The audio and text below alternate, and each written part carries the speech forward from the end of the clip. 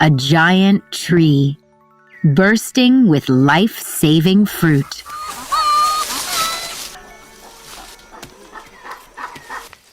The family can eat its fill.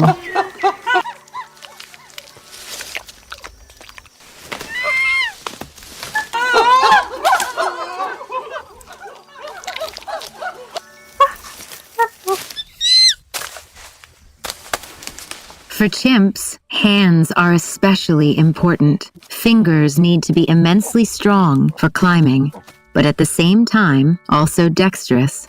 Capable of delicate grooming, Willow's growing hands are in some ways so very close to ours. But at this stage, we can now see an important difference. Her thumbs. If Willow had a thumb as big as ours, it would get in the way.